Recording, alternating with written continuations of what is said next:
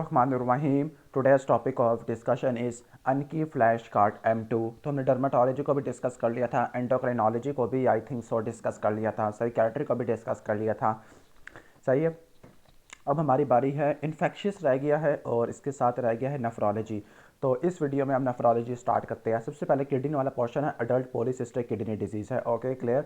तो adult polycystic kidney disease adult में देखने को मिलता है, ऑटोसोमल डोमिनेंट म्यूटेशन देखने को मिलती होती है। अब जो किडनी में जो पॉलीसिस्टिक किडनी डिजीज़ होते हैं दो तरह के होते हैं, रिसेसिव और डोमिनेंट। डोमिनेंट वाले अडल्ट में होते हैं, रिसेसिव वाले बच्चों में देखने को मिलते हैं। रिसेसिव में लीवर में सिस्ट होती है, लीवर की फाइब्रोसिस होती है, PKH-D1 जीन की म्यूटेशन होती है। जबकि जो डोमिनेंट वाले होते हैं अडल्ट में होते हैं, और इस पर मैं बार बार बता चुका हूँ, इसमें जो कुछ एसोसिएशन पार्टिकुलर होती है। फॉर एग्जांपल रीनल सिस्ट होगा, साथ में क्लोनिक डायवर्टिकुला होगा, अब्डोमिनल वॉल डिफेक्ट हो गया, हाइपरटेंशन होती है, बैरी एनेरिज्म होता है, aortic regurgitation, mitral regurgitation, liver cyst होती है, बैरी एनेरिज्म की वजह से डेथ हो जाती है। साइन सिम्टम के अंदर क्या होता है? बायलैटरल पाल्पेबल फ्लैंक मैस होता है due to hypertrophy of kidney. Acute flank में पेन आपको देखने को मिल सकता है। Number 1 bilateral palpable flank mass है, एक्यूट फ्लैंक पेन है, एब्डोमिनल डिस्कम्फर्ट हो सकती है, और हाइपरटेंशन की हिस्ट्री होती है। और इसमें भी आपको सडन डेथ की हिस्ट्री मिल सकती होती है। क्लियर? कैसे डेथ होगी? बैरी एनोरिज्म की वजह से। Investigation of autosomal dominant polycystic kidney disease है, तो फिजिकल एग्जामिनेशन करोगे बायलैटरल फ्लैंक मैस मिल जाएगा। ओके, फिजिकल एग्जामिनेशन में क्या मिलेगा? बायलैटरल फ्लैंक मैस मिलेगा, क्योंकि किडनी ना बाई मैनुअली पाल्पेबल होती है, और जो पॉलीसिस्टिक किडनी डिजीज होता है बायलैटरल होता है। क्लियर? इसके बाद हम नेक्स्ट आगे चलते होते हैं, लाइक ओके ओके जो बेस्ट इनिशियल टेस्ट होता है वो अल्ट्रासाउंड होता है, और जो MRI होता है मोस्ट सेंसिटिव टेस्ट होता है। MRI is a most sensitive test है। और आप IVP करा लोगे, ओके IVP आपको क्या मिलेगा? करेक्टरिस्टिक वाटर लिली अपीयरेंस आपको देखने को मिलती होती है। ये सारे पास्ट के यूज होते हैं। ओके, और जेनेटिक सीक्वेंसिंग भी करा सकते होते हैं। ड्रग और choice for autosomal dominant polycystic kidney disease तो वो टोल्वेप्टेन होते हैं। इसके अलावा आप एस इनहिबिटर ARBs भी दे सकते होते हैं। क्लियर? नेक्स्ट हम आगे चलते हैं, मैनेजमेंट ऑफ ऑटोसोमल डोमिनेंट है। ओके, तो एक्स्ट्रा रीजनल मैनिफेस्टेशन में ऑलरेडी एक्सप्लेन करती है, liver hypertension, valvular abnormality, mitral valve prolapse, सब कुछ हो सकती है। ओके, और इसकी मैनेजमेंट में क्या होता है? टोल्वेप्टेन देते हैं, वीटो रिसेप्टर ब्लॉकर होती है। इसके अलावा हाइपरटेंशन को कंट्रोल करना होता है, और लास्ट में रीनल रिप्लेसमेंट थेरेपी है। क्या इंडिकेशन होती है? ऑलरेडी मैं आपको रीनल में बता चुका हूँ कि मेटाबॉलिक एसिडोसिस है, anuria, resistant hyperkalaemia, uraemic pericarditis, uraemic encephalopathy है, यूरिमिक ब्लीडिंग है, और फ्लूइड ओवरलोड है। ऑलमोस्ट ये हो जाएगा। क्लियर? इसके बाद नेक्स्ट हम जंप करते होते हैं drug induce kidney disease. Okay, सारे पास्ट MCQs के टॉपिक है, ड्रग इंड्यूस किडनी डिजीज है। ओके, मुझे यहाँ से यूँ खोलना पड़ेगा। अच्छा, सही है। Management of drug induce kidney disease same as acute renal failure. Okay, अब एक्यूट रीनल फेलियर की क्या मैनेजमेंट होती है? सेम मैनेजमेंट उसने बताई हुई है कि सबसे पहले आप जनरल मैनेजमेंट करते होते हैं, IV फ्लूइड्स वगैरह देते हैं, हाइड्रेशन स्टेटस को मेंटेन करते हैं। अगर किडनी फेल हो जाती है तो रीनल रिप्लेसमेंट थेरेपी है। अब रीनल रिप्लेसमेंट थेरेपी के अंदर डायलिसिस आता है और रीनल ट्रांसप्लांटेशन आ जाती होती है। ओके, और जो डायलिसिस होता है, हीमोडायलिसिस होता है, पेरिटोनियल डायलिसिस होता है, अल्ट्राफिल्ट्रेशन होता है, हीमोफिल्ट्रेशन होता है, हीमोडायाफिल्ट्रेशन होती है, लास्ट में रीनल ट्रांसप्लांटेशन करेंगे। पैथोजेनेसिस और ड्रग इंड्यूस किडनी इंजरी है। जो एस इनहिबिटर होते हैं, फॉर एग्जांपल ये एंजियोटेंसिन 2 के फॉर्मेशन को रोक देते हैं। जो एंजियोटेंसिन 2 होता है वो इफरेंट आर्टरियोल की वेजो कंस्ट्रक्शन कराता था। तो अगर एंजियोटेंसिन 2 नहीं होगा तो वेजो कंस्ट्रक्शन नहीं हो पाएगी, डेट इज़ वाई GFR गिर जाती होती है। क्लियर? लेकिन ये डिवास्टेटिंग होता है अगर GFR पहले से ऑलरेडी कम है। For example pre renal azotaemia की वजह से, रीनल आर्टरी स्टेनोसिस की वजह से आपने एस इनहिबिटर दे दिया तो मजीद खराब हो जाएगा। That is Y S inhibitor are contraindicated in renal artery stenosis और pre renal acute renal failure. Okay, लेकिन आपने रीनल डिजीज में इस्तेमाल करना होता है। पैथोजेनेसिस और drug induce injury due to NSAID है। तो जो एनसेड होती है प्रोस्टाग्लैंडिन के फॉर्मेशन को कम कर देती है। प्रोस्टाग्लैंडिन नॉर्मली एफरेंट आर्टरियोल को डायलेट करते होते हैं और रीनल ब्लड फ्लो को मेंटेन करते होते हैं। प्रिवेंशन ऑफ ड्रग इंड्यूस है, सबसे पहले आपने नेफ्रोटॉक्सिक ड्रग के कॉम्बिनेशन को अवॉइड करना होता है। नंबर 2 आपने रिस्क फैक्टर को कंट्रोल करना है जो कि नेफ्रोटॉक्सिसिटी करा देते होते हैं। पहले तो अवॉइड करना है, नंबर 2 रिस्क फैक्टर को अवॉइड करना है, नंबर 3 आपने हाइड्रेशन स्टेटस को मेंटेन करना होता है ताकि ड्रग की एलिमिनेशन अच्छे से हो पाए, और लास्ट में आपने नॉन नेफ्रोटॉक्सिक ड्रग इस्तेमाल करनी है। Which drug can cause kidney failure? Okay, तो कौन कौन सी होती है? फॉर एग्जांपल एनसेड्स हैं जिनका मैकेनिज्म बता दिया कि इफरेंट आर्टरियोल की क्या करती होती है? वेजो कंस्ट्रक्शन वगैरह करा देती होती है। ओके, और एस इनहिबिटर है, ये बायलैटरल रीनल आर्टरी स्टेनोसिस में, रीनल पेरिरीनल एजोटीमिया में कॉन्ट्राइंडिकेटेड होते हैं। मेटफॉर्मिन, एंटीबायोटिक्स और सम डायूरेटिक्स। तो ये भी अच्छे से हो गया टॉपिक। नेक्स्ट हम चलते होते हैं ग्लोमेरुलर डिजीज। ग्लोमेरुलर नेफ्राइटिस है। ओके, या नेफ्राइटिस सिंड्रोम होता है, इसमें 7 फ्लैश कार्ड है।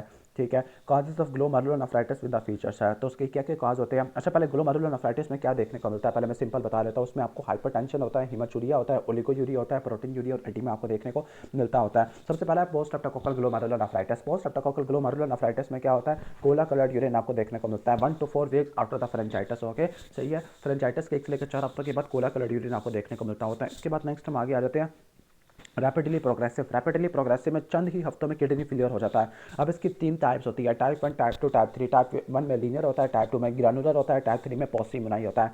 टाइप 1 में लीनियर होता है, इसमें गुड पास्टर सिंड्रोम आ जाएगा। ओके, इसमें आपको हिमोप्टोसिस पल्मोनरी हैमरेज देखने को मिलता है हीमाचूरिया के साथ। और टाइप 2 में ग्रैनुलर है, ग्रैनुलर में पोस्ट स्ट्रेप्टोकोकल ग्लोमेरुलोनेफ्राइटिस या डिफ्यूज प्रोलिफरेटिव ग्लोमेरुलोनेफ्राइटिस आ जाता होता है। क्लियर, ठीक है। अब ये जो डिफ्यूज वाला होता है आपको एसएलई में देखने को मिलता है, आर्थराल्जिया रैश, ओरल अल्सर, एनीमिया आपको देखने को मिलता है। और लास्ट में पॉसिमोनाई है। पॉसिमोनाई को आप कहते होते हैं कि 3 में डिवाइड करना है, 2 में डिवाइड करना है, सीएन का, पीएन का। सीएन का में वैगनर आ जाता है, वैगनर में upper respiratory tract, lower respiratory tract और किडनी का सिम्टम आते हैं। जबकि पीएन का में माइक्रोस्कोपिक पोलियंजाइटिस है और चोर्क-स्ट्रास सिंड्रोम है। चोर्क-स्ट्रास सिंड्रोम में निमोनिक है, एज, अस्थमा, ग्रैनुलोमा और इयोसिनोफिलिया। क्लियर। आईजी नेफ्रोपैथी है, आईजी नेफ्रोपैथी बल्जर डिजीज होता है, माइक्रोस्कोपिक हीमाचूरिया करा देता है 1 से लेकर 2 दिन बाद। रिकरेंट हीमाचूरिया होता है, अपर रेस्पिरेटरी ट्रैक या जीआईटी के इन्फेक्शन के बाद होता है, कॉम्प्लीमेंट्स के लेवल नॉर्मल होता है। Clear. Allport syndrome type 4 collagen के खिलाफ बनता होता है, एक्सलेंट डोमिनेंट होता है, हीमाचूरिया, डेफनेस, लेंटिकोनस देखने को मिलता है। और लास्ट में मेम्ब्रेनो प्रोलिफरेटिव है, जो हेपेटाइटिस बी और सी की वजह से हो सकते हैं। क्लियर। कॉम्प्लिकेशन ऑफ ग्लोमेरुलोनेफ्राइटिस क्या क्या हो सकती है। ओके, तो हाइपरटेंसिव एंसेफेलोपैथी आपको देखने को मिल सकती है ग्लोमेरुलोनेफ्राइटिस की वजह से, हाइपरटेंशन है ना इसकी वजह से। एक्यूट रीनल फेलियर हो सकता है। Okay, acute left ventricular failure हो सकता है, या एंड स्टेज रीनल डिजीज आपको देखने को मिल सकती होती है। ऑलमोस्ट ये हो जाएगा आपका। ओके, और साथ में बर्जर डिजीज़ की भी अपनी कॉम्प्लिकेशन ऐड कर लेनी है। ओके, असल में बर्जर डिजीज़ को यहाँ पर हिनोशोलिन परपरा लिख दिया है। हालांकि 2 डिफरेंट चीज़ें हैं। हिनोशोलिन परपरा तो आईजी या वास्कुलाइटिस होता है, हाँ ये आईजी नेफ्रोपैथी या नहीं, बल्कि आईजी नेफ्रोपैथी को बर्जर डिजीज़ कहते हैं, लेकिन इसने कंफ्यूज कर दिया है। हाँ, हिनोशोलिन परपरा आईजी नेफ्रोपैथी करवा देता होता है। अच्छा, जो हिनोशोलिन परपरा की जो स्पेसिफिक कॉम्प्लिकेशन है, हेपेटोसप्लीनम गैली है, इंटरसेप्शन होती है, इसके अलावा आईबीडी की वजह से परफोरेशन हो सकता है। Clear. And stage renal disease और एक्यूट किडनी फेलियर, ये तो सब पे लिखनी है। तो ग्लोमेरुलोनेफ्राइटिस की क्या कॉम्प्लिकेशन होती है, हाइपरटेंशन हुआ, उसकी वजह से एक्यूट किडनी फारिग होगी, हार्ट फेल हो गया, या एंड स्टेज रीनल डिजीज हो गया। फीचर्स ऑफ ग्लोमेरुलोनेफ्राइटिस ऑलरेडी मैं एक्सप्लेन कर चुका हूँ, निमोनिक है, hope, hypertension, haematuria, oliguria, proteinuria, oedema. Proteinuria mild होता है, और साथ में एजोटीमिया भी होगा। एजोटीमिया का मतलब है ब्लड यूरिया नाइट्रोजन और क्रिएटिनिन ब्लड में जमा होना शुरू हो जाएगा। How long after infection does post streptococcal, post streptococcal में 1 से लेकर 3 हफ्तों के बाद, जबकि आईजी नेफ्रोपैथी में 1 से लेकर 2 दिन के बाद देखने को मिलता होता है। क्लियर। और यानी अगर कोई जॉइंट का थ्रोट का इन्फेक्शन हो तो 2 हफ्तों के बाद, स्किन का इन्फेक्शन हो तो 6 वीक के बाद। क्लियर। इसके बाद इन्वेस्टिगेशन ऑफ ग्लोमेरुलोनेफ्राइटिस, कौन कौन सी होती है ग्लोमेरुलोनेफ्राइटिस में, कौन कौन सी इन्वेस्टिगेशन करा लेते होती है। तो आप सबसे पहले बेस लाइन से स्टार्ट करोगे, CBC, ESR, CRP, coagulation profile है। ओके, इसके अलावा कैल्शियम और एल्ब्यूमिन के लेवल करा लोगे। इंपॉर्टेंट इन्वेस्टिगेशन स्टार्ट करते हैं आरएफटी, जो कि ज़्यादा होगा, यूरिया और क्रिएटिनिन का लेवल ज़्यादा होगा, कॉम्प्लीमेंट लेवल कम होगी, ईएसओ का टाइटर, थ्रोट के इन्फेक्शन में आपको ज़्यादा देखने को मिलेगा। क्लियर। इसके अलावा एंटी डीएनएस स्किन के इन्फेक्शन में बढ़ जाती होती है। यूरिन एग्जामिनेशन करोगे, फिजिकल, केमिकल, माइक्रोस्कोपिक। फिजिकल में ओलिगोयूरिया होता है, स्मोकी कोला कलर्ड यूरिन होता है, माइक्रोस्कोपिक में डिस्मॉर्फिक आरबीसीज होती है, रीनल अल्ट्रासाउंड करा लोगे, और रीनल बायोप्सी है। Renal biopsy in case of post streptococcal glomerulonephritis क्या मिलता है, लाइट माइक्रोस्कोपी में एक्यूट इन्फ्लेमेशन है और न्यूट्रोफिल्स मिलते हैं, और आईजीजी और कॉम्प्लीमेंट की डेपोजिशन होती है। इलेक्ट्रॉन माइक्रोस्कोपी आपको इलेक्ट्रॉन डेंस डेपोजिट मिलते हैं in the sub epithelial aspect. इसके बाद ट्रीटमेंट ऑफ ग्लोमेरुलोनेफ्राइटिस है। ओके, तो सपोर्टिव थेरेपी देनी होती है, इसके अलावा अपने प्लाज्मा एक्सचेंज और स्टेरॉइड देने होते हैं। क्लियर। तो ट्रीटमेंट मेनली सपोर्टिव होती है, लाइक आपने बेड रेस्ट करना होता है। यानी सपोर्टिव किस किस में होती है, पोस्ट स्ट्रेप्टोकोकल में, आईजी नेफ्रोपैथी में बेड रेस्ट करना है, साल्ट की रिस्ट्रिक्शन आपने करनी होती है। क्लियर। इसके बाद आपने क्या करना है, डायूरेटिक्स देते होते हैं, एंटी हाइपरटेंसिव है, ड्रग देते हैं, इन्फेक्शन को कंट्रोल करना है, और वॉल्यूम स्टेटस को आपने मेंटेन करना होता है। ठीक हो गया। तो ये जनरल मैनेजमेंट होती है, जो कि सपोर्टिव मैनेजमेंट होती है। बेड रेस्ट, साल्ट की रिस्ट्रिक्शन, डायूरेटिक्स, एंटी हाइपरटेंसिव है। क्लियर। इसके बाद यहाँ पर अब स्पेसिफिक मैनेजमेंट आना शुरू हो गया है। फॉर एग्जांपल अगर गुड पास्टर की पूछे तो इसमें प्लाज्मा एक्सचेंज करते हैं, प्लाज्मा फेरेसिस कर देते हैं, और स्टेरॉइड की थेरेपी इस्तेमाल करते होते हैं। क्लियर। मिथाइलप्रेडनिसोलोन इस्तेमाल करते हैं, और साथ में इम्यूनोसप्रेसिव है। इम्यूनोसप्रेसिव में आपके मिथोट्रेक्सेट, एज़ाथायोप्रिन, माइकोफिनोलेट, मॉर्फिटेली आ जाता है, रिटॉक्सिमाब भी आ जाता होता है। क्लियर। सही हो गया। और जो कम्बिनेशन थेरेपी होती है, कम्बिनेशन थेरेपी में स्टेरॉइड है और आईवी साइक्लोफॉस्फामाइड है। उसके अलावा मिथोट्रेक्सेट, एज़ाथायोप्रिन, माइकोफिनोलेट है। Only options in case of Allport syndrome, अगर एल्पोर्ट सिंड्रोम हो जाता है या फिर कोई किडनी ज़्यादा फेल हो जाती है, तो इस केस में आपने रीनल रिप्लेसमेंट थेरेपी करनी होती है। एंड स्टेज रीनल डिजीज़ के अंदर डायलिसिस करते हैं, ट्रांसप्लांटेशन करते होते हैं। क्लियर। इसके बाद नेक्स्ट चलते हैं white glomerular disease increases the risk of cerebrovascular disease. Okay, क्योंकि जो एंटीथ्रोमिन 3 है वो यूरिन के अंदर लॉस हो जाती है, हाइपर कोआगुलेबल स्टेट होती है, DVT, pulmonary embolism, MI, stroke के चांसेस बढ़ जाते हैं। Nephrotic syndrome. Okay, causes of nephrotic syndrome. तो नेफ्रोटिक सिंड्रोम की काजेज को दो में डिवाइड करना है, प्राइमरी और सेकेंडरी। प्राइमरी में मिनिमल टेन डिजीज है, बच्चों में होता है। मेम्ब्रेनस नेफ्रोपैथी अडल्ट में देखने को मिलता है। फोकल सेगमेंटल आपको भी अडल्ट में देखने को मिलता है। मेम्ब्रेनो प्रोलिफरेटिव और आईजी है, वैसे आईजी नेफ्राइटिक होती है। सेकेंडरी में आपने डायबिटीज़, एसएलई, अमाइलाइडोसिस है, या कुछ ड्रग्स की वजह से लाइक गोल्ड की वजह से, हीरोइन की वजह से, पेनिसिलामीन की वजह से, एचआईवी से रिलेटेड है, या कोई हॉटस्किन लिम्फोमा है। Complication of nephrotic syndrome. तो नेफ्रोटिक सिंड्रोम में इन्फेक्शन हो सकती है क्योंकि जो बीटा जो आपकी गैमा ग्लोबुलिन्स होती है यूरिन में लॉस हो जाती है। एसबीपी, यूटीआई, सेलुलाइटिस हो जाएगा, थ्रोम्बोएम्बोलिज्म है, हाइपोवोलीमिया हो जाएगा, हाइपर कोलेस्ट्रोलीमिया हो जाएगा, और अपर रिस्पिरेटरी ट्रैक इन्फेक्शन हो जाएगा। Intro to the nephrotic syndrome. Nephrotic syndrome glomerular disease होता है जिसमें मैसिव या हैवी प्रोटीन यूरिया होता है, 3.5 से ज़्यादा का होता है। एल्ब्यूमिन के लेवल कम होता है जिसकी वजह से प्लूरल फ्री एनासाइटिस और इन्फेक्शन के चांसेस बढ़ जाते हैं। जनरलाइज एडिमा होता है, खासतौर पर फेशियल पफिनेस और पेरी और बैटर स्वेलिंग होती है। हाइपरलिपिडीमिया और लिपिडूरिया आपको देखने को मिलता है। थ्रोम्बोएम्बोलिक कॉम्प्लिकेशन आपको देखने को मिलती है। ओके, और इसमें आपको हिस्ट्री मिलती है कोई प्राइमरी ग्लोमेरुलर डिजीज की इन्फेक्शन की। Investigation of nephrotic syndrome. तो बेस्ट इनिशियल टेस्ट आपका यूरिन एनालिसिस होता है। 24 आवर यूरिन एनालिसिस करा लो कि 3.5 से ज़्यादा प्रोटीन देखने को मिलेगी। इन्वेस्टिगेशन ऑफ चॉइस आपकी कौन सी होती है? रीनल बायोप्सी होती है। तो यूरिन एग्जामिनेशन कर लो कि 24 आवर यूरिन एग्जामिनेशन है जिसमें आपको क्या मिलेगा? 3.5 से ज़्यादा मिलेगा। माइक्रोस्कोपी कर लोगे इसमें आपको फैटी कास्ट मिलेगी। ब्लड एग्जामिनेशन कर लोगे, एल्ब्यूमिन कम होगा, कोलेस्ट्रॉल का लेवल ज़्यादा होगा। रीनल बायोप्सी डेफिनेटिव होती है जिसमें लाइट माइक्रोस्कोपी, इलेक्ट्रॉन माइक्रोस्कोपी और इम्यूनोफ्लोरेसेंस आ जाती होती है। क्लियर। इसके बाद इन्वेस्टिगेशन ऑफ नेफ्रोटिक सिंड्रोम। अच्छे तो हो गया almost. Treatment of nephrotic syndrome. तो मेडिकल ट्रीटमेंट और सर्जिकल होता है। मेडिकल में आपने हाई डोज ग्लूकोकॉर्टिकॉइड, प्रेडिनिसोलोन देने हैं, साइक्लोफॉस्फेमाइड देना होता है अगर स्टेरॉइड रेजिस्टेंट है, एस इनहिबिटर, एआरबीज और डायूरेटिक आपने इस्तेमाल करने होते हैं। और कॉम्प्लिकेशन के लिए आप एंटीकोगुलेंट ऐड करते हो, स्टैटिन ऐड करते हो, विटामिन डी और प्रोफाइलैक्टिक एंटीबायोटिक है। क्या क्या कॉम्प्लिकेशन होते हैं ऑलरेडी मैं एक्सप्लेन कर चुका हूँ। ओके, इन्फेक्शन वगैरह हो जाता है, एसबीपी, यूटीआई वगैरह, थ्रोम्बोएम्बोलिज्म हो जाता है, हाइपोवोलीमिया हो जाता है, हाइपर कोलेस्ट्रोलीमिया होता है, और अपर रिस्पिरेटरी ट्रैक इन्फेक्शन होते हैं जिनका रिलैप्स देखने को मिलता है। सर्जरी का नेफ्रेक्टमी या रीनल ट्रांसप्लांटेशन है। Treatment of SBP. एसबीपी इसकी कॉम्प्लिकेशन होती है नेफ्रोटिक सिंड्रोम की। वैसे पीड्स का सवाल है तो इसमें आप सीबीसी करा लोगे। एसबीपी में ल्यूकोसाइटोसिस मिलेगा, साइटिस फ्लूइड एग्जामिनेशन कर लोगे, डायग्नोस्टिक पैरासिंथेसिस होगा तो क्लाउडी फ्लूइड मिलेगा, न्यूट्रोफिल 250 से ऊपर हो गए, इकोलाई का कल्चर होगा। ट्रीटमेंट के अंदर सेफ्ट्रैक्सोन और सिफोटैक्सिम है, आईवी एल्ब्यूमिन है, और प्रोफिलैक्सिस में सिप्रोफ्लॉक्सासिन और न्यूफ्लॉक्सासिन है। What is urine analysis? तो यूरिन एनालिसिस क्या होता है? ओके, यूरिन एनालिसिस में आपका ग्रॉस एग्जामिनेशन है, यानी फिजिकल, केमिकल, माइक्रोस्कोपिक एग्जामिनेशन आ जाती होती है। फिजिकल में आप कलर वॉल्यूम देखते हैं, माइक्रोस्कोपी में सेल्स, कास्ट, क्रिस्टल, आरबीसीज देखते हैं, बायोकेमिकल में protein, glucose, bile salts, pigments देखते हैं, डिपस्टिक में पीएच वगैरह देख लेते हैं। ओके, इसके बाद अब नेक्स्ट आगे चलते होते हैं नेफ्रोलिथियासिस वाला टॉपिक है। ओके, किडनी के स्टोन्स वाला टॉपिक है। ओके, ये सवाल वैसे सर्जरी में ज़्यादा इंपॉर्टेंट होता है एज कम्पेयर टू मेडिसन। तो किडनी के स्टोन्स होते हैं, revise from the urology basic करती है हमारी।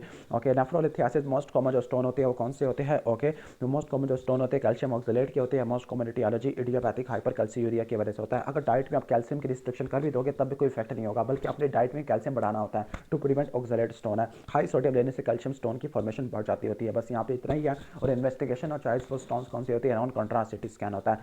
क्लियर। इसके बाद रीनल अमाइलॉइडोसिस है। Okay, renal amyloidosis important topic लग रहा है।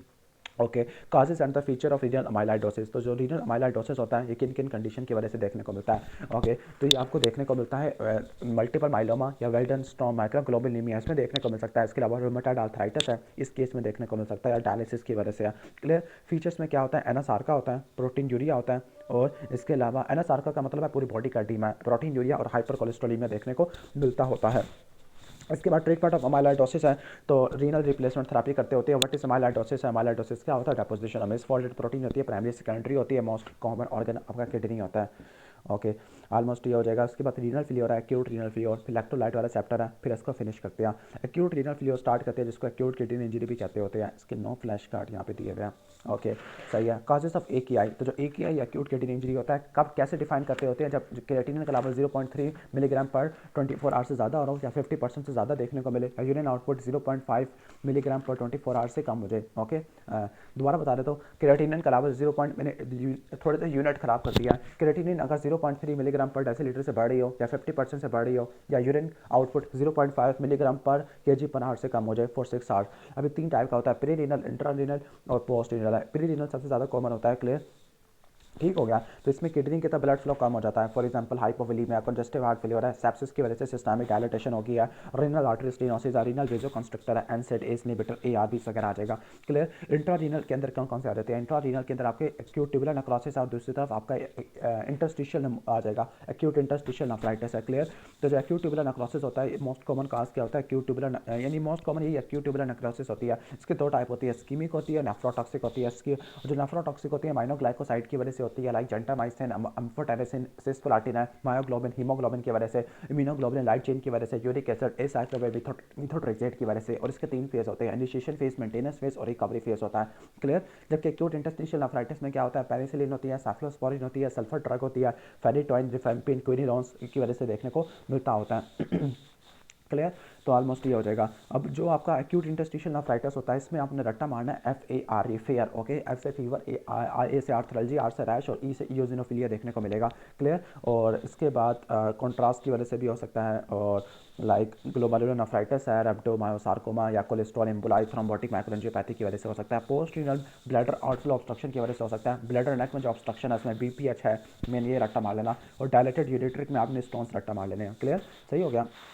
बायलैटरल यूरेटस में स्टोन्स वगैरह आ जाते होते हैं। बस ये RTC याद कर लो। मोस्ट कॉमन टाइप प्रीरीनल होती है, जो लेस कॉमन होती है वो पोस्ट रीनल होती है। प्रीरीनल की वजह से इंट्रारीनल हो सकता होता है। क्लियर। और इंट्रारीनल के अंदर मोस्ट कॉमन टाइप कौन सी होती है? एक्यूट ट्यूबुलर नेक्रोसिस होती है। अब आपको इंपॉर्टेंट चीज़ बता देता हूँ, जो हाइलिन कास्ट होती है प्रीरीनल एजोटीमिया में होती है। ओके, इसके अलावा जो RBC cast, WBC cast glomerular nephritis में होती है। एक्यूट ट्यूबुलर नेक्रोसिस में ग्रैनुलर मल्टी ब्राउन कास्ट होती है। एक्यूट इंटरस्टिशियल नेफ्राइटिस में इयोजिनोफिल वाली कास्ट देखने को मिलती है। एग्जाम में सवाल आता है कि प्रीरीनल और रीनल को कैसे डिफरेंशिएट करती है एजोटीमिया को। तो पहले अपने ब्लड यूरिया नाइट्रोजन और क्रिएटिनिन को देखना होता है। अगर ये 20 से ज़्यादा का है तो वो प्री रीनल है, 20 से कम का है तो वो रीनल होता है। इसके बाद यूरिन के अंदर सोडियम को देखना है। अगर यूरिन का सोडियम 20 से कम है तो वो प्री रीनल होता है, 20 से ज़्यादा है तो वो रीनल होता है। फ्रैक्शनल एक्सक्रीशन ऑफ सोडियम सबसे इंपॉर्टेंट है। अगर लेस देन 1% है प्री रीनल है, मोर देन 1% है रीनल एजोटीमिया आ जाएगा। यूरिन की ऑस्मोलैलिटी अगर 500 से ज़्यादा किया तो प्री रीनल है, और अगर 300 से कम किया तो इंट्रा रीनल एजोटीमिया आपको देखने को मिलता है। स्पेसिफिक ग्रेविटी अगर 1.020 से ज़्यादा है तो वो प्री रीनल है, और अगर कम है 1.012 से तो वो रीनल एजोटीमिया होता है। Okay, define acute renal failure तो मैं ऑलरेडी बता चुका हूँ। ओके, कि एब्रप्ट 48 आवर्स के अंदर क्रिएटिनिन 0.3 मिलीग्राम पर डेसीलीटर से बढ़ जाना, 50% से बढ़ जाना, या यूरिन आउटपुट 0.5 मिलीलीटर पर केजी पर आवर से कम हो जाना for 6 hour. Define oliguria. Oliguria कब डिफाइन करते हैं? जब यूरिन आउटपुट 500 से कम हो जाए तो उसको ओलिगोयूरिया, और 50 से कम हो जाए तो उसको बोलते हैं एनयूरिया। ओके, और पॉलीयूरिया 2500 से ज़्यादा को बोलते हैं। Investigation in acute kidney injury, acute renal failure तक कौन कौन सी इन्वेस्टिगेशन कराते हैं? अब यहाँ पे जो इन्वेस्टिगेशन सारी लिखी है ना, सारी ऑलमोस्ट वही लिखी है जो कहने का मतलब है कि जो CKD में देखने को मिलती है, सारी वही इन्वेस्टिगेशन का पैटर्न है। लाइक CBC में HP कम लिख दिया है ड्यू टू हिमोलिसिस, लेकिन एक्यूट किडनी इंजरी में अचानक HP नहीं गिरेगा। RFT करा लो, ये इंपॉर्टेंट टेस्ट होता है। यूरिया और क्रिएटिनिन के लेवल बढ़ जाता होता है। ABGs करा लोगे, मेटाबॉलिक एसिडोसिस होगा। इलेक्ट्रोलाइट्स के लेवल करा लोगे, हाइपरकैलेमिया होगा, हाइपरफॉस्फेटेमिया होगा, हाइपरकैल्सीमिया, हाइपोनेट्रीमिया होगा। यूरिन एग्जामिनेशन कहते हैं ओलिगोयूरिया, हिमाचूरिया, प्रोटीन्स, RBC कास्ट, ये आपको देखने को मिलता है। एक्यूट किडनी इंजरी में जो बायोमार्कर्स होते हैं वो सिस्टैटिन है, इंटरल्यूकिन C होता है, यानी सिस्टैटिन C होता है, इंटरल्यूकिन 18 होता है। ओके, इसके अलावा आपका होता है न्यूट्रोफिल जिलेटिनस एसोसिएटेड लाइपोकैलिना। ओके, से क्या किडनी इंजरी मॉलिक्यूल है, निमोनिक है, किंक। C से सिस्टैटिन, I से इंटरल्यूकिन 18, N से न्यूट्रोफिल एसोसिएटेड लाइपोकैलिन। ओके, से क्या होता है किडनी इंजरी मॉलिक्यूल वाला। लास्ट में रीनल इमेजिंग करा लोगे, एक्सरे, अल्ट्रासाउंड, IVU, MRI करा लोगे, और सबसे लास्ट में आप रीनल बायोप्सी करा लोगे। अब इसके बाद इसकी मैनेजमेंट आएगी। अब मैनेजमेंट बहुत ज़्यादा इसने अजीब सी लिखी हुई है। ओके, पहले तो जनरल मैनेजमेंट है। सबसे पहले आपने क्या करना है? अंडरलाइन कास्ट को ठीक करना होता है, वॉल्यूम डिप्लीशन को मेंटेन करना है IV फ्लूइड से। ओके, और आपने ब्लड कल्चर ऑब्टेन कर लिया, और एम्पिरिकल एंटीबायोटिक देनी होती है, लेकिन वो एंटीबायोटिक जिनके रीनल एक्सक्रीशन होती है ना, आपने इसको मिनिमाइज करना होता है। अगर एक्यूट इंटरस्टिशियल नेफ्राइटिस है तो आपने स्टीरॉयड देना होता है। अच्छा, यहाँ पे सबसे पहले लिखा हुआ है फ्लूइड बैलेंस। अगर हाइपोवोलीमिया है तो IV फ्लूइड देने हैं, यूवोलीमिया है तो आपने 500 ml ज़्यादा फ्लूइड देने हैं इनसेंसिबल लॉस को कवर करने के लिए।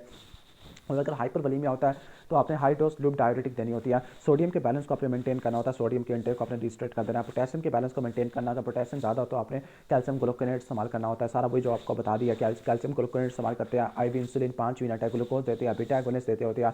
ओके, किएक्सिलेट है, डायलिसिस है, रिजोनियम है, फ्यूरासिमेट देते होते हैं। एसिड बेस बैलेंस में आपने सोडा बाइकार्बोनेट देना होता है। कैल्शियम पैराफॉस्फेट को मेंटेन करने के लिए, लाइक फॉस्फेट की रिटेंशन को ठीक करना है तो एल्यूमिनियम हाइड्रोक्साइड और कैल्शियम कार्बोनेट इस्तेमाल करते हैं। डाइट के अंदर आपने डाइटरी प्रोटीन की रिस्ट्रिक्शन करनी होती है, साल्ट, प्रोटीन, फैट और इनकी आपने रिस्ट्रिक्शन करनी होती है। और डाइटरी प्रोटीन रिस्ट्रिक्शन कितनी करनी है? 40 से आपने कम कर देनी है। ओके, 40 ग्राम पर डे से कम कर देनी है। ओके, और सिस्टमिक कॉम्प्लिकेशन को ठीक करना है। और अगर फिर भी ठीक नहीं हो रहा तो फिर आपने क्या करना है, ओके लास्ट में आपने रीनल रिप्लेसमेंट थेरेपी है, डायलिसिस है, और आपका रीनल ट्रांसप्लांटेशन आ जाता होता है। क्लियर। बाकी एक्यूट ट्यूबुलर नेफ्रोसिस में अपनी आईवी फ्लूइड्स आपने देने होते हैं। क्लियर। वाइल मेंटेनिंग सीवीपी, आइनोट्रोप्स आप ऐड करते होते हैं।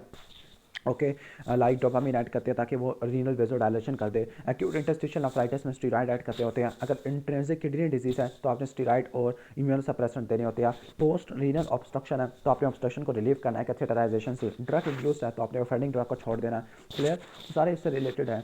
इसके बाद हम नेक्स्ट आगे आ जाते हैं, डायलिसिस और हीमोफिल्ट्रेशन करेंगे। क्या इंडिकेशन है डायलिसिस की? Metabolic acidosis anuria, resistant hyperkalaemia, uraemic pericarditis, uraemic encephalopathy, और लास्ट में क्या होगा? फ्लूइड ओवरलोड है।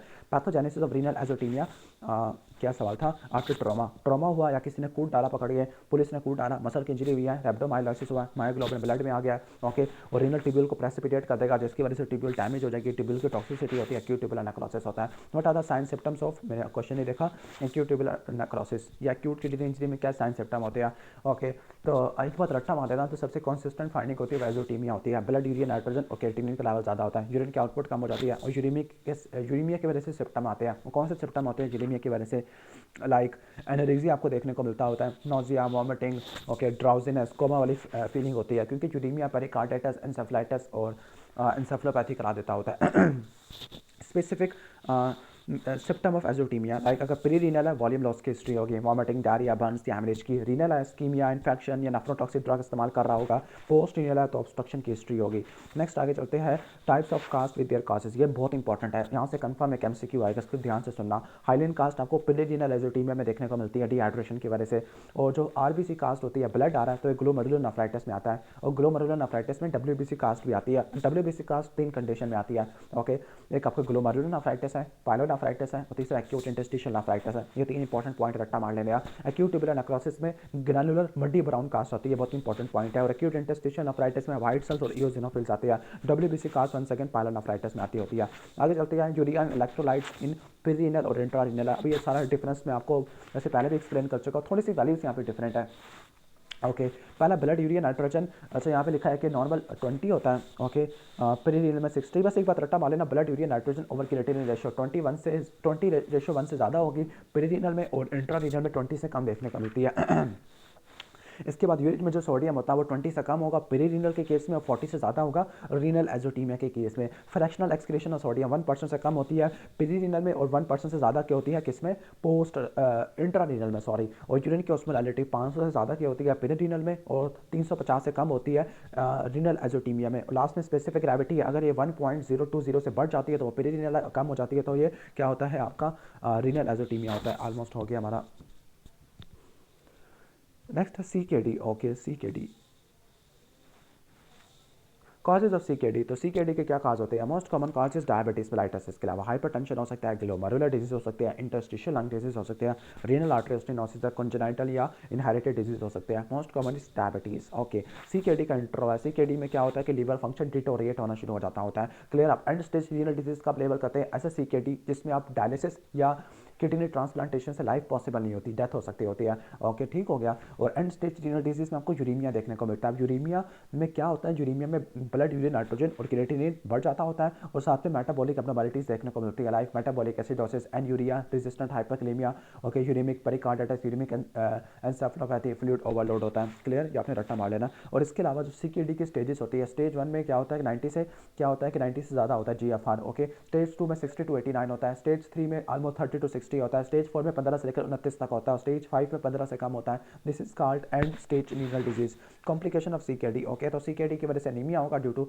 ओके, डिक्रीज एरिथ्रोपोइटिन, ओके, पहले ब्लड पे बता देता हूँ, एनीमिया होगा ड्यू टू डिक्रीज एरिथ्रोपोइटिन है।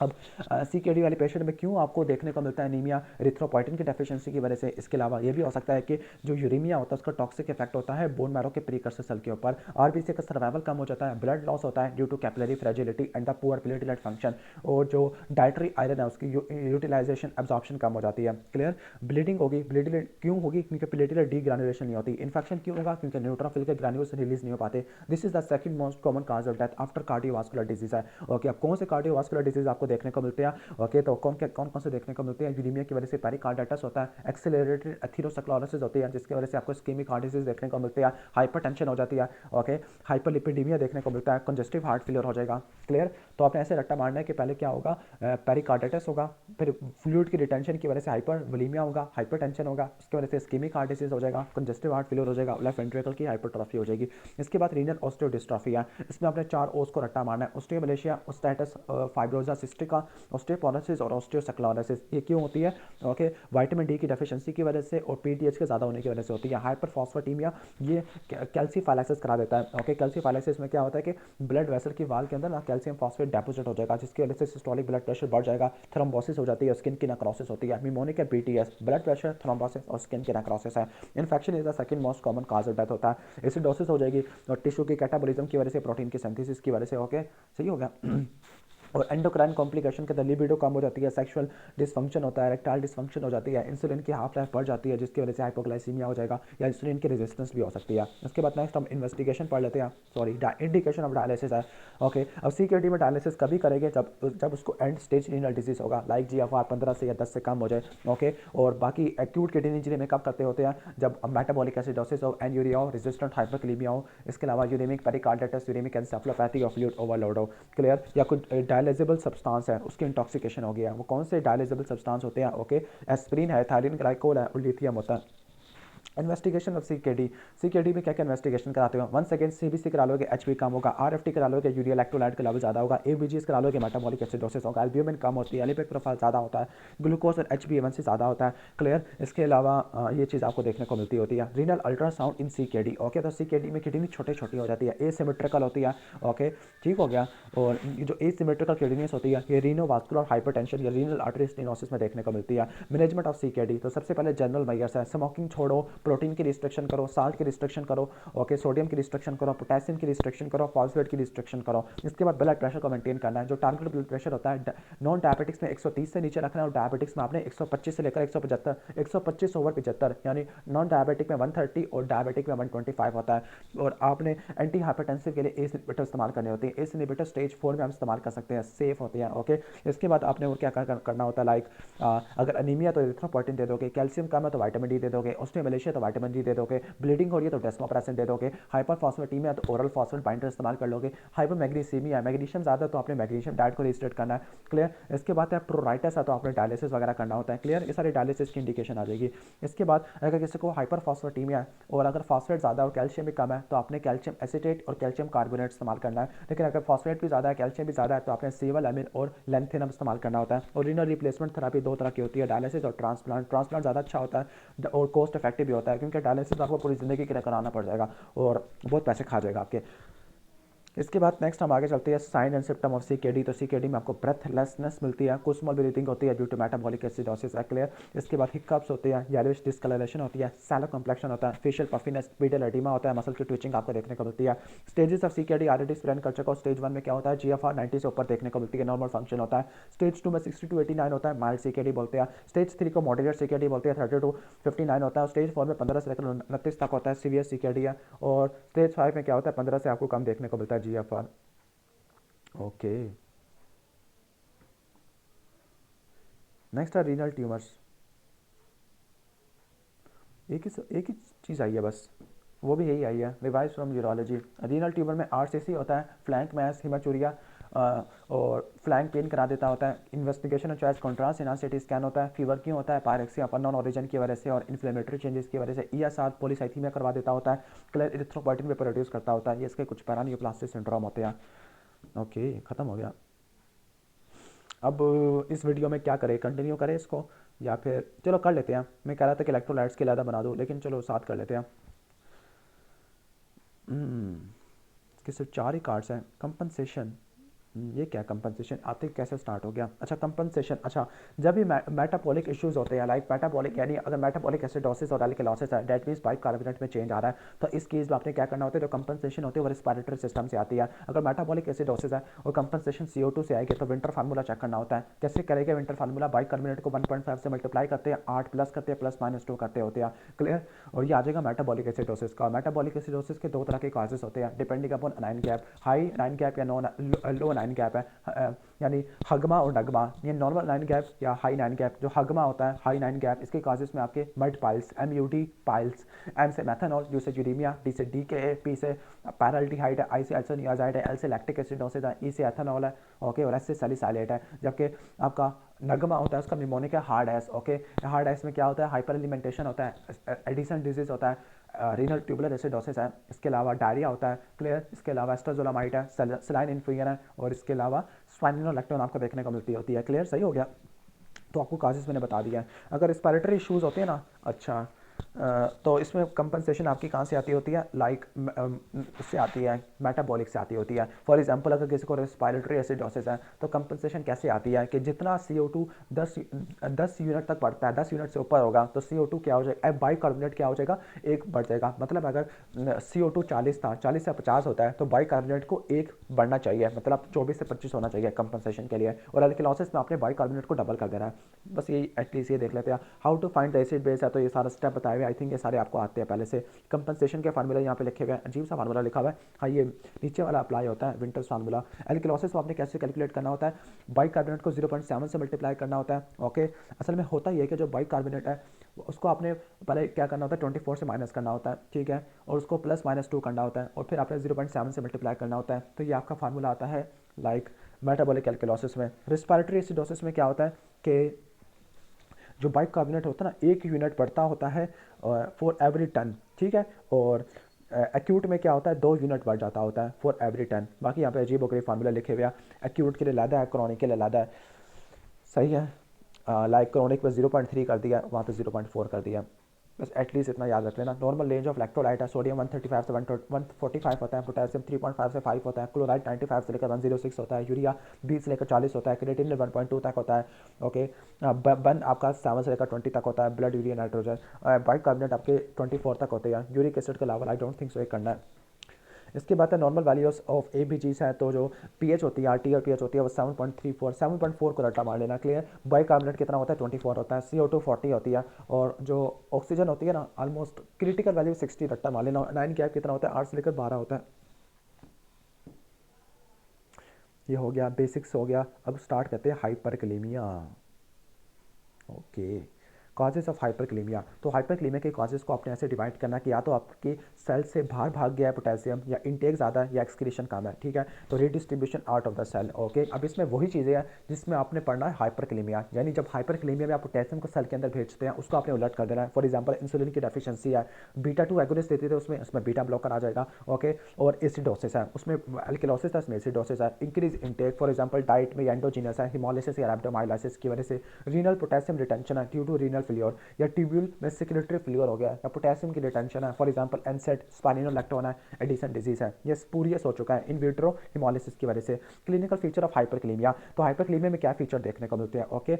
हाइपरकैलेमिया में क्या होता है कि आपको मसल की वीकनेस देखने को मिलती है, और कार्डिक अरेस्ट आपको देखने को मिलता होता है। अब क्या होता है कि अगर 6 से लेकर 7 मिली इक्विवेलेंट होगा तो टाल टी वेव होती है, 7 से लेकर 8 होगा तो पी वेव गायब होना शुरू हो जाती है, और progressive widening of QRS complex देखने को मिलता है। अगर 8 से लेकर 9 होगा तो जो QRS कॉम्प्लेक्स होता है वो टी वेव से मर्ज हो जाता है, 9 से ज़्यादा होगा तो AV डिसोसिएशन होगा, यानी पहले टाल टंटे टी वेव है, number 2 widening of QRS complex है, नंबर 3 QRS और T से मिल जाएगा साइन वेव बन जाएगी, और नंबर 4 AV डिसोसिएशन देखने को मिलती होती है, क्लियर। इसके बाद है कि यूजुअल क्लिनिकल सिनेरियो के CKD का पेशेंट होगा, रीनल लॉस कम से कम होगा, या रोड ट्रैफिक एक्सीडेंट हुआ, या किसी ने कूटा, रैप्टोमाइलाइसिस हुआ, मसल का ब्रेक डाउन हुआ, हाइपरकैलेमिया हो गया, रीपरफ्यूजन हो गया आफ्टर लिम्ब इस्कीमिया, और पोटेशियम ब्लड में लीक कर गया, इसकी वजह से भी आपको हाइपरकैलेमिया देखने को मिलेगा। Effect of hyperkalaemia on ECG already explain कर चुका हूं, टाल टंटे टी वेव है, लॉस ऑफ पी वेव है, and progressive widening of QRS complex है, QRS T से मर्ज हो जाएगा, साइन वेव बन जाएगी, और AV डिसोसिएशन आपको देखने को मिलती होती है। अब सारी ECG फाइंडिंग आपको मैं ऑलरेडी एक्सप्लेन कर चुका हूँ। Immediate management of hyperkalaemia, IV calcium gluconate या कैल्शियम क्लोराइड देना होता है, क्लियर। और जो मैनेजमेंट ऑफ हाइपरकैलेमिया आपने स्टेबलाइज किया सेल मेम्ब्रेन पोटेंशियल को IV कैल्शियम ग्लूकोनेट से, पोटेशियम को सेल में शिफ्ट किया, बीटा-2 एगोनिस्ट है, IV ग्लूकोज है, इंसुलिन है, और सोडा बाइकार्बोनेट है, पोटेशियम का बॉडी से निकाला, फेरासेमाइड है, नॉर्मल सलाइन है, डिजोनियम और डायलिसिस वगैरह देते हैं। व्हाट इज हाइपरकैलेमिया, तो हाइपरकैलेमिया में पोटेशियम क्या हो जाता है, 5 से ज़्यादा हो जाता है, नॉर्मल रेंज 3.5 से लेकर 5 आपको देखने को मिलती होती है, ओके। पोटेशियम तो काफ़ी ईजी है, सबसे मुश्किल आती है सोडियम में, मैं पहले बता रहा हूँ, सोडियम में से सवाल आना है प्रॉफ में, और ये बहुत मुश्किल आएगा। मुश्किल नहीं, आसान आएगा इंशाल्लाह, आसान आएगा। Causes of hyponatraemia, okay, hyponatraemia that mean sodium का लेवल 135 से कम हो चुका है, क्लियर। तो हाइपोनेट्रीमिया को आपने इसके तीन तीन तरह के कॉजेज होते हैं, हाइपरवोलेमिक, यूवोलेमिक और हाइपोवोलेमिक, ओके, सही हो गया। पहला है हाइपोवोलेमिक, हाइपोवोलेमिक में सोडियम का भी डेफिसिट होता है और वाटर का भी डेफिसिट होता है, सोडियम का ज़्यादा डेफिसिट आपको देखने को मिलता है। फॉर एग्जाम्पल लाइक डायूरेटिक्स वगैरह बंदा इस्तेमाल कर रहा है, या जीआईटी से सोडियम वगैरह लॉस हो रहा है, ओके। ये हम क्या पढ़े हैं, हाइपोनेट्रीमिया के काजेज ना, ओके, अच्छा सही है, ओके। यानी इसके काजेज क्या क्या होते हैं, like diuretic phase of renal failure है, या वॉमिटिंग, डायरिया, बर्न्स वाले पेशेंट में, या स्मॉल बोवल ऑब्स्ट्रक्शन में आपको देखने को मिलते हैं, ओके, ये जीआईटी काजेज हैं। जबकि रीनल काजेज में क्या क्या होते हैं, एडिसन डिजीज है, diuretic phase of renal failure है, थायराइड डायूरेटिक्स है, या स्मॉलर डायूरेटिक्स होती है। यूवोलेमिक में वाटर की रिटेंशन होती है, जिसमें syndrome of inappropriate ADH, primary polydipsia, psychogenic आ जाएगा, अल्कोहलिज्म आ जाएगा। और हाइपरवोलेमिक में वाटर की रिटेंशन ज़्यादा होती है, जिसमें कंजस्टिव हार्ट फेलियर है, हाँ, आपका सिरोसिस आ जाएगा, सीकेडी आ जाएगा विदाउट वाटर रिस्ट्रिक्शन, क्लियर। अब कॉजेज ऑफ हाइपोनेट्रीमिया बताया हुआ वन सेकंड, यही है। हाइपोवोलेमिक में रीनल सोडियम लॉस है, डायूरेटिक में थायराइड डायूरेटिक है, एडिसन है, जीआईटी में वॉमिटिंग, डायरिया और स्किन में सोडियम लॉस हो रहा है बर्न्स के फॉर्म में। यूवोलेमिया में primary polydipsia, okay, primary polydipsia, okay, पानी ज़्यादा पी लिया है, syndrome of inappropriate ATH, hypothyroidism है। हाइपरवोलेमिक में क्या होता है, कंजस्टिव कार्डिक फेलियर होता है, ओके, सिरोसिस आपको देखने को मिलती होती है, और नेफ्रोटिक सिंड्रोम और सीकेडी आ जाता है। नेक्स्ट है हाइपोनेट्रीमिया के क्या क्लिनिकल क्या होते हैं हाइपोनेट्रीमिया, 135 से अगर पोटेशियम सोडियम कम हो जाएगा तो इसको बोलते हैं हाइपोनेट्रीमिया। और एक बात रट्टा मार लेना, अगर किसी का सोडियम कम होता है हाइपोनेट्रीमिया, उसको आपने बहुत जल्दी ठीक कर दिया तो उसकी वजह से क्या होगा, ओके, ऑस्मोटिक सेंट्रल पोंटाइन डीमालिनेशन हो जाएगी, ऑस्मोटिक डीमालिनेशन सिंड्रोम हो जाएगा, जिसको सेंट्रल पोंटाइन मालिनोलाइसिस भी कहते होते हैं, जिसमें वो ना ही चल सकता ना ही बात कर सकता है, यानी पैरापैरेसिस होगा, क्वाड्रीपैरेसिस होगा, डिसआर्थरिया होगा और कोमा आपको देखने को मिलता होता है, ओके, ठीक है। और जब सोडियम का लेवल का कम होता है ना, तो सोडियम का लेवल कम होगा तो प्लाज्मा की ऑस्मोलैरिटी चेंज हो जाती है, लाइक कम हो जाती है। तो इसमें आप क्या सिम्टम देखने को मिलते हैं, ओके, लाइक आपको नोजिया, वॉमिटिंग, कन्फ्यूजन आपको देखने को मिलती है, ओके, सीजर्स देखने को मिलते होते हैं, ओके, यानी हाइपोनेट्रीमिया में आपको सीजर्स देखने को मिलते हैं। एक बात रट्टा मार लेना, seizures, focal neurological deficit, hyponatraemia और हाइपरनेट्रीमिया दोनों में देखने को मिलते हैं, ओके। मसल के क्रैम्प्स, ओके, हाइपो रिफ्लेक्सिया देखने को मिलता है, ये चीज़ें आपको देखने को मिलती है, कोमा भी आपको देखने को मिल सकता है, ओके। बिगेस्ट प्रॉब्लम दोनों में क्या होती है कि जो हाइपोनेट्रीमिया होता है वो ब्रेन का टीमा करा देता है, और जो हाइपरनेट्रीमिया होता है वो ऑस्मोटिक डीमालिनेशन सिंड्रोम करवा देगा। अब इस बात को समझना है, अगर आपने हाइपोनेट्रीमिया को बहुत जल्दी ठीक कर दिया तो वो हाइपर में कन्वर्ट हो जाएगा, और हाइपर में कन्वर्ट हो जाएगा तो वो ऑस्मोटिक डीमालिनेशन सिंड्रोम करवा देगा, ठीक है। और अगर आपने हाइपर को बहुत जल्दी ठीक कर दिया, ओके, तो ओके, तो क्या हो जाएगा, सेरिब्रल एडीमा हो जाएगा, क्लियर, सही हो गया, सेरिब्रल एडीमा हो जाएगा। तो ये बात आपने रट्टा मार लेनी है, सही हो गया। इसके बाद हम नेक्स्ट आगे चलते होते हैं, जबकि पोटेशियम की एब्नॉर्मलिटीज बहुत हाइपरकलीमिया और हाइपोकलीमिया कार्डियोटॉक्सिक होती है, काफ़ी डिले होती है। मैनेजमेंट ऑफ हाइपोनेट्रीमिया तो क्रिटिकल होता है, डिपेंड करता है, ओके। अगर हाइपोनेट्रीमिया बहुत जल्दी हो गया, लेस देन द 48 आवर्स है, तो मॉर्बिडिटी ज़्यादा होती है due to cerebral oedema, okay. तो इसमें आपने क्या करना होता है, इसमें आपने प्लाज्मा सोडियम की जल्दी से ठीक करना होता है, इसमें आप 3% हाइपोटोनिक सलाइन दे दोगे, ओके। लेकिन जो रैपिड करेक्शन होती है हाइपोनेट्रीमिया की, यानी अगर किसी को हाइपोनेट्रीमिया हो रहा है, आहिस्ता आहिस्ता हो रहा है, ग्रेजुअली है, तो उसकी आपने रैपिड करेक्शन कर दी तो सेंट्रल पोंटाइन मालिनोलाइसिस हो जाएगा, ओके। और इसमें क्या होता है कि उसमें आपको पैरापैरेसिस, क्वाड्रीपैरेसिस, डिसआर्थरी और कोमा देखने को मिलता होता है। और जो हाइपोनेट्रीमिया होता है, ओके, यानी इस केस में ना अगर किसी को क्रॉनिक हाइपोनेट्रीमिया लाइक 72 आवर्स से ज़्यादा के ड्यूरेशन का है, तो इसमें आपने आहिस्ता आहिस्ता ठीक करना है, 10 मिलीमोल से ऊपर नहीं जाना होता, क्लियर। इन शॉर्ट, अगर हाइपोनेट्रीमिया बहुत जल्दी डेवलप कर गया 48 आवर्स में, तो आपने IV फ्यूरासिमेट देना होता है, 3% नॉर्मल सलाइन देना होता है। अगर आहिस्ता आहिस्ता डेवलप किया 48 आवर्स के बाद है, 72 में है, तो आपने स्लोली ठीक करना है, 10 मिलीमोल पर डे के हिसाब से ठीक करना होता है, अंडरलाइंग कॉज को ठीक करना है। Management of syndrome of inappropriate ATH, तो इनिशियल मैनेजमेंट होती है लेस देन 48 आवर्स। अब सिंड्रोम ऑफ इनएप्रोप्रिएट एटीएच की वजह से हाइपोनेट्रीमिया देखने को मिलता है, तो आपने फ्यूरासिमेट देना और 3% हाइपरटोनिक सलाइन देना होता है। फिर आपने अंडरलाइंग कॉज को ठीक करना है, फॉर एग्जाम्पल अगर कोई स्मोकिंग, अल्कोहल है, ड्रग्स है, जो कि सिंड्रोम ऑफ इनएप्रोप्रिएट एटीएच करवा रही है। अब ये बहुत ज़्यादा कंट्रोवर्शियल टॉपिक है और यही आ रहा है यूएचएस में। अब जो सिंड्रोम ऑफ इनएप्रोप्रिएट एटीएच है, लंग के कैंसर में, प्रोस्टेट के कैंसर में, पेनक्रियास के कैंसर में होता है, सीएनएस डिसऑर्डर में लाइक मेनिंजोएन्सेफलाइटिस में देखने को मिलता है, चेस्ट के disorder like TB, pneumonia, aspergillosis में होता है, drugs like anticonvulsant, antidepressant, antipsychotics, इन तीनों की वजह से देखने को मिलता है, या कुछ साइटोटॉक्सिक ड्रग है, साइक्लोफॉस्फामाइड है। अब इसमें जो यूरिन में जो सोडियम होता है वो 20 मिलीमोल से ज़्यादा का होता है, जो यूरिन की ऑस्मोलैरिटी होती है 500 से ज़्यादा देखने को मिलती होती है, क्लियर। और इसका मैनेजमेंट क्या होता है, फ्लूइड की रिस्ट्रिक्शन करनी है, 1 लीटर तक फ्लूइड देना होता है, इसके अलावा साल्ट फ्री थेरेपी देनी होती है, ड्रग थेरेपी है लाइक ऑस्मोटिक डायरेटिक आपने इस्तेमाल करने हैं यूरिया के तौर पर, वेसोप्रेसिन एंटागोनिस्ट है, कोनिवेप्टेन, टोलवेप्टेन है, डिमेक्लोसाइक्लिन और लिथियम आ जाती है।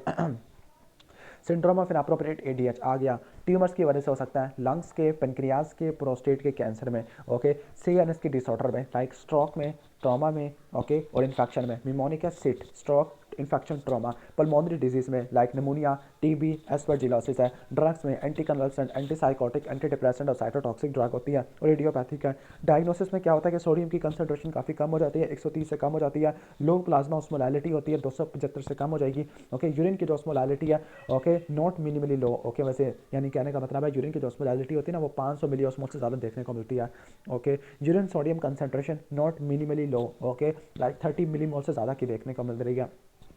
क्लिनिकली यू वोलेमिक होती है, कोई और आपको काज नहीं मिलता होता, कोई डायरेटिक इस्तेमाल नहीं किया है, दूसरे काजेस को हाइपोनेट्रीमिया को एक्सक्लूड कर दिया है, और एप्रोप्रिएट क्लिनिकल कॉन्टेक्स्ट होता है। अब इस diagnostic criteria of syndrome of inappropriate ADH है, इसको क्या बोलते हैं, बार्टर्स क्राइटेरिया कहते हैं। तो बार्टर्स क्राइटेरिया दोबारा बता दूं, हाइपोनेट्रीमिया होता है, ट्रू, ओके, क्लिनिकल यू वोलीमिया होता है, यूरिन की जो ऑस्मोलैलिटी होती है वो 100 से ज़्यादा की देखने को मिलती है, नॉर्मल, रीनल, कार्डिक, हेपेटिक सारे फंक्शन नॉर्मल होते हैं, कोई एंटी डायबिटिक ड्रग इस्तेमाल नहीं की, कोई इमोशनल या फिजिकल स्ट्रेस नहीं है, और यूरिन में जो सोडियम और 20 मिली इक्विवेलेंट से ज़्यादा का है, ओके, ऑलमोस्ट ये हो जाएगा पॉइंट। इसके बाद मेटाबॉलिक एसिडोसिस है, तो ऑलरेडी आपको काजेस बता चुका हूँ मेटाबॉलिक एसिडोसिस के, जल्दी जल्दी इसको फिनिश करते हैं। एबीजी से मेटाबॉलिक एसिडोसिस है, तो मेटाबॉलिक एसिडोसिस में पीएच कम होती है, बाइकार्बोनेट भी कम देखने को मिलता है, calculation of nine gap, formula calculate कर लेना। काजेस ऑफ मेटाबॉलिक एसिडोसिस है, नॉर्मल नाइन गैप या हाइनाइन गैप है, नगमा और हगमा बता चुका हूँ, नगमा का निमोनिक था हार्ड एस और हगमा का निमोनिक था मल्टीपाइल्स है। इसके बाद क्लासिफिकेशन ऑफ मेटाबॉलिक एसिडोसिस है, नाइन गैप की बेस पे करते होते हैं, क्लियर। जो नॉर्मल नाइन गैप होता है उसको बोलते हैं हाइपर कैलोरीमिक, और जो हाई नाइन गैप होता है उसको नॉर्मल कैलोरीमिक बोलते होते हैं, क्लियर। इसके बाद नेक्स्ट चलते हैं हाउ बाइकार्बोनेट डेफिसिट कैसे कैलकुलेट करोगे। बाइकार्बोनेट डेफिसिट जो वेट होता है, वेट इन केजी है, ओके, इसका एक फार्मूला वैसे यहाँ पे दिया हुआ है। अच्छा, वेट होता है, वेट को आपने मल्टीप्लाई करना है 0.5 से, उसको मल्टीप्लाई करना है बाइकार्बोनेट, जितना आपको डिजायर्ड था, जो डिजायर्ड होता है वो हमेशा 24 होता है, क्लियर, और आपने माइनस करना है जो एक्चुअल था, ओके, तो इसको मल्टीप्लाई कर देना है, वेट इन केजी मल्टीप्लाई 0.5 और बाइकार्बोनेट डिजायर्ड कितना है, वाइट कितना होता है, क्लियर। इसके बाद इन्वेस्टिगेशन मेटाबॉलिक एसिडोसिस, तो यूरिन एनालिसिस करा लो कि यूरिन में पीएच आपको 5.5 से ज़्यादा देखने को मिलती होती है, क्लियर। इसके बाद और क्या होगा, ब्लड एग्जामिनेशन करा लोगे, ब्लड एग्जामिनेशन में एबीजी, सीरियल इलेक्ट्रोलाइट है, तो रीनल ट्यूबुलर एसिडोसिस के बताए हुए सारे, ओके, एबीजी, सीरियल इलेक्ट्रोलाइट करा लोगे, प्लाज्मा लैक्टेट करा लोगे ज़्यादा होगा, ब्लड ग्लूकोज करा लोगे, डीके ज़्यादा होगा, एसिड चैलेंज टेस्ट होगा। इसके बाद मैनेजमेंट आ जाती है, मैनेजमेंट के अंदर आपने आईवी फ्लूइड्स देने होते हैं, अगर एसिडोसिस है तो सोडा बाइकार्बोनेट दोगे, आईवी ग्लूकोज दे दोगे डीके के लिए। अगर टाइप 1 और टाइप 2 रीनल ट्यूबुलर एसिडोसिस है तो इसमें आपने सोडियम और पोटेशियम बाइकार्बोनेट देने होते हैं। अच्छा, यहाँ पे रीनल ट्यूबुलर एसिडोसिस वाले टॉपिक को एक्सप्लेन कर रहे हैं, सही है। अब रीनल ट्यूबुलर एसिडोसिस ना 1, 2 और 4 होती है, क्लियर। जो 1 वाली होती है प्रॉक्सिमल ट्यूब्यूल की होती है, नहीं 2 वाली प्रॉक्सिमल ट्यूब्यूल की होती है, और 2 वाली में क्या होता है, 2 वाली में जो यूरिन की पीएच होती है वो 5.5 से ज़्यादा की देखने को मिलती है, 1 वाले में भी 5.5 से ज़्यादा की होती है, और टाइप 4 में आपको 5.5 से कम देखने को मिलती है, यानी टाइप 4 में आपको एसिडिक यूरिन देखने को मिलता है, हाइपरक्लीमिया देखने को मिलता है, ट्रीटमेंट में फिरासिमाइड और फ्लूड्रोकॉर्टिसोन है। टाइप 1 में आपको स्टोन्स देखने को मिल सकते हैं, इसमें आपने बाइकार्बोनेट को रिप्लेस करना होता है, और जो टाइप 2 है इसमें आपने थायराइड डाययूरेटिक देनी है और बाइकार्बोनेट देने होते हैं, क्लियर, सही हो गया। ऑलमोस्ट ये सारे पॉइंट्स हो गया। टाइप्स ऑफ आरटीए, ओके, तो आरटीए, अच्छा ये वही आगे जो मैं एक्सप्लेन कर रहा था, रीनल ट्यूबुलर एसिडोसिस में एसिडोसिस होती है। टाइप 1 में क्या होता है कि हाइड्रोजन की एक्सक्रीशन नहीं हो पा रही, टाइप 2 में बाइकार्बोनेट की एब्जॉर्प्शन नहीं हो पा रही, टाइप 3 में एल्डोस्टेरोन की प्रोडक्शन या रिस्पॉन्स खराब हो गया, क्लियर। तो यहाँ पे प्रोक्सिमल ट्यूब्यूल के जो काजेस लिखे हुए लाइक फैनकॉनी सिंड्रोम है, विल्सन डिजीज है, heavy protein toxicity, carbonic anhydrase inhibitor. Type 1 distal tubule की होती है, क्लियर, ठीक है। बस एक एक मोटा मोटा काज बता देता हूँ। टाइप 2 में जो मोटा काज रट्टा मारना है फैनकॉनी सिंड्रोम है, जिसमें bicarbonate, phosphate, glucose, amino acid in सब की रिएब्जॉर्प्शन रुक जाती है। मल्टीपल माइलोमा रट्टा मार लो, क्लियर। इसके बाद अमाइलोइडोसिस है, सही है, बस ये एटलीस्ट ये रट्टा मार लो। इसके बाद है जो टाइप 1 वाला, टाइप 1 डिस्टल ट्यूब्यूल वाला, इसके जो काजेस होते हैं लाइक जो इंपॉर्टेंट काजेज मैं आपको बता दूं, इसमें आपका आउटोम्यून डिजीज लाइक एसएलई और शॉगरन सिंड्रोम है। इसके अलावा नेफ्रोकैल्सिनोसिस है like hypercalcaemia, medullary sponge kidney है, क्रॉनिक पायलोनेफ्राइटिस है, लिथियम और एम्फोटेरिसिन है, ठीक हो गया, ओके। जबकि हाइपरक्लीमिक वाला ये क्या होता है, ये क्यों होता है, या तो ये अल्डोस्टेरोन के ना होने की वजह से या डेफिशिएंसी की वजह से होता है। मेनली रट्टा मारना डायबिटिक नेफ्रोपैथी है, ट्यूबुलो इंटरस्टिशियल डिजीज है। कौन सी ट्यूबुलो इंटरस्टिशियल डिजीज है, सिकल सेल एनीमिया, एसएलई और अमाइलोइडोसिस है, क्लियर, सही हो गया। और इसके अलावा कुछ ड्रग्स होती है, कुछ ड्रग जो रेनिन को कम कर देती है लाइक एनसेड आ जाती है, क्लियर। कुछ ड्रग है जो अल्डोस्टेरोन के सिंथेसिस को इनहिबिट कर देती है, एस इनहिबिटर एआरपीस है। और कुछ अल्डोस्टेरोन के रिस्पॉन्स को रोक देती है लाइक पोटेशियम स्पेयरिंग डाययूरेटिक है और ट्राइमिथोपेरिम सल्फामिथोक्सोसोल है। इसके अलावा रीनल ट्रांसप्लांट रिजेक्शन में भी आपको देखने को मिलता है हाइपरक्लीमिक डिस्टल रीनल ट्यूबुलर एसिडोसिस, ठीक हो गया। और इसमें हाइपरक्लीमिया देखने को मिलता है।